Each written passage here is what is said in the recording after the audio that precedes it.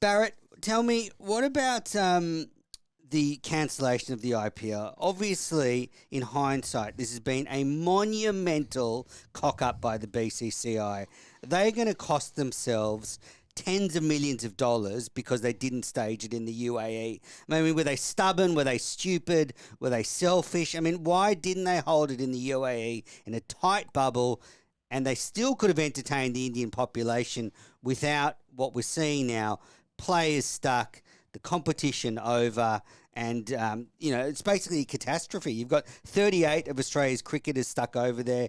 You've got Mike Hussey's contracted COVID. I mean, this is a massive cock-up by the BCCI.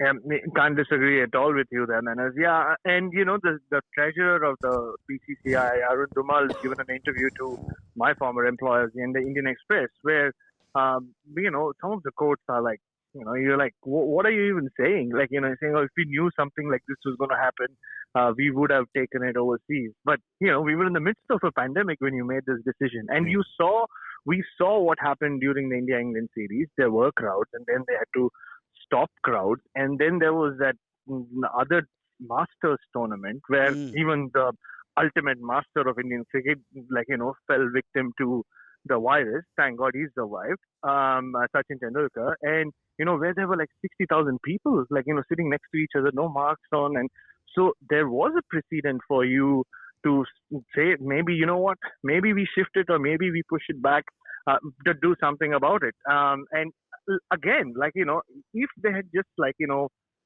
thought on their feet and kept the tournament somehow in Mumbai or Chennai,